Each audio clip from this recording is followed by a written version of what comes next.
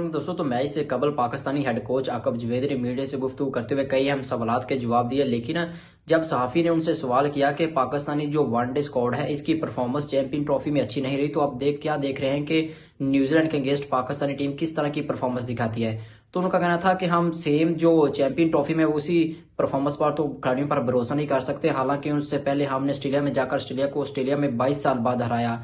इसके बाद उनका कहना था कि हमने साउथ अफ्रीका को भी जाकर उनके मुल्क में वनडे सीरीज हराई। लेकिन उनका कहना था कि जो चैंपियन ट्रॉफी में पाकिस्तान के सिर्फ 2 ही मैचेस हुए हैं। पहला मैच जो हम हारे थे वो फखर जमान की इंजर्ड होने की वजह से हारे थे, लेकिन उसमें कोई शक नहीं कि पाकिस्तान का जो सबसे बेहतरीन बैट्समैन फखर जमान था, जो कि पावर प्ले में एक अच्छी हिटिंग लगा के पाकिस्तान को मैचेस कई अहम उन्होंने जितवाए भी थे। लेकिन जब वो इंजर्ड हो गए थे तो उसी टाइम ही पाकिस्तान के तमाम जो ड्रेसिंग रूम था वो मायूस हो गया था। हालांकि जो फखर जमान है वो पाकिस्तान के बेहतरीन खिलाड़ियों में शुमार किए जाते हैं। उसके बाद जब उम्मीदें बाबर आजम, इसके अलावा मोहम्मद रिजवान और सलमान अली आगा पर आ गई थी तो वो भी मुकम्मल तौर पर फ्लॉप हो गया, जिसके बाद पाकिस्तान न्यूजीलैंड से हार गया।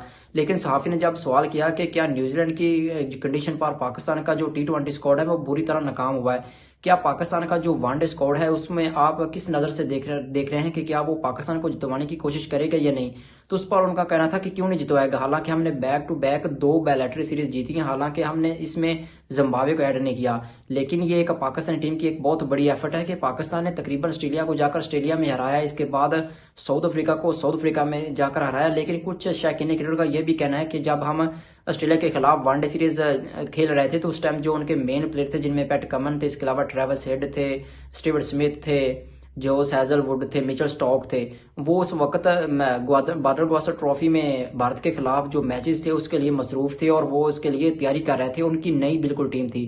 तो उस पर आकब जवेद का कहना था कि उसकी नई हुई या पुरानी, ऑस्ट्रेलिया के पास बैकबोन तकरीबन 2 से 3 टीमें मौजूद होती हैं जो कि इंटरनेशनल क्रिकेट मैच खेलने के लिए बिल्कुल रेडी होती हैं और वो हमेशा अपनी जो बायलैटरल सीरीज है वो नौजवान खिलाड़ियों पर मुश्तमिल एक सीरीज खिलवाता है, ताकि उनके मुल्क में जाकर जो भी खिलाड़ी आकर खेले वो उनको बहुत ज़्यादा परेशान करते हैं। लेकिन उनका कहना था कि हमारा जो पूरा डिपेंड था वो फास्ट बॉलिंग पर था और हमारी फास्ट बॉलिंग ने बहुत ज़्यादा अच्छी कारकर्दगी वहाँ पर दिखाई। लेकिन जो सबसे बड़ा साफ़ी ने सवाल किया वो हारिस रऊफ और शहनशाह अफरीदी के हवाले से किया गया कि क्या वजह थी कि शहनशाह अफरीदी को T20 के बाद वापस पाकिस्तान को भेजना पड़ा और हारिस रऊफ को हमने रख लिया। तो उनका कहना था कि आप देख सकते हैं कि जो हारिस रऊफ है वो न्यूजीलैंड और ऑस्ट्रेलिया की पिचों पर एक बेहतरीन बॉलिंग करते हैं।